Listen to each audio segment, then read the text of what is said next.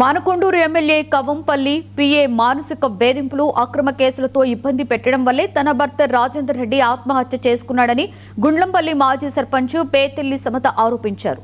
తన భర్తను పొట్టున పెట్టుకోవడంతో తాము పిల్లలు అనాథలమయ్యామని కన్నీరు మున్నీరయ్యారు. ఈ ఘటనపై విచారణ జరిపి నిందితులపై కఠిన చర్యలు తీసుకోవాలని ఆమె డిమాండ్ చేశారు. మరొకవైపు బాధిత కుటుంబ సభ్యులు, బంధువులు ప్రభుత్వ ఆసుపత్రి ముందు బైఠాయించారు. రాజేందర్ రెడ్డి సూసైడ్ కు ఎమ్మెల్యే పిఏ మురళీధర్ రెడ్డి వేధింపులే కారణమని, పిఏ మురళీధర్ రెడ్డిని అరెస్టు చేసి తమకు న్యాయం చేయాలని కుటుంబ సభ్యులు, బంధువులు ధర్నా చేశారు. దీంతో అక్కడ ఉద్రిక్తత చోటు చేసుకుంది. పెట్రోల్ షర్ట్ పెట్టిరా నాకు ఇదివరకు అర్థమవుతుంది. వాడు ఆయన అంత పిరికోడు కాదు.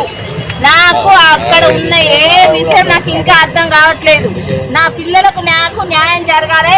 ఎమ్మెల్యే పిఏను పంపించిన ఆ ముగ్గురు వ్యక్తులను అరెస్ట్ చేయాలి. వాళ్ళ మీద కేసు ఫైల్ కావాలి. అప్పుడే ఇక్కడ లేదా నాకు న్యాయం జరగాలి. భర్త ఉంటుంది, అన్నీ ఉండేది. 9 రోజులు హాస్పిటల్లో నా భర్త ఎంత అవస్థ పడ్డాడో నేను చూసిన.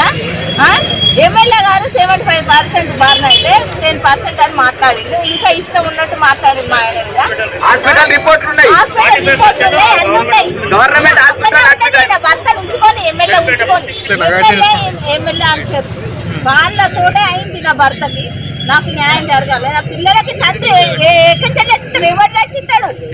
నాకు న్యాయం జరగాలి. న్యాయం జరగాక ఇక్కడ చెల్లెవ్వ ఉండదు. బాడీ అందులోనే ఉండాలి. నేను ఇక్కడనే ఉండాలి. ఎమ్మెల్యే అక్కడనే ఉండాలి. నా భర్తను పెట్రోల్ షర్ట్ పెట్టిరా నాకు ఇదివరకు అర్థమవుతుంది. వాడు ఆయన అంత పిరికోడు కాదు. నాకు అక్కడ ఉన్న ఏ విషయం నాకు ఇంకా అర్థం కావట్లేదు. నా పిల్లలకు నాకు న్యాయం జరగాలి.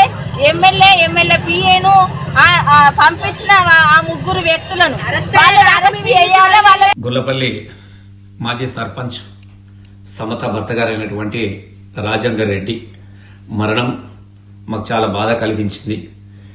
నేను అమెరికాలో ఉండడం వలన ప్రత్యక్షంగా వారిని నేను కలవలేకపోతా ఉన్నాను.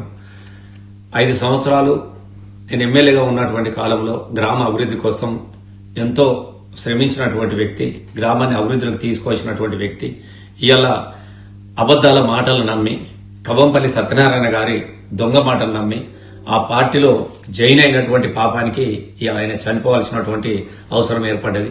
మరి అదే గ్రామానికి చెందినటువంటి గుర్లపల్లికి సంబంధించినటువంటి ఆయన అంతరంగి యాదాద్రి భువనగిరి జిల్లా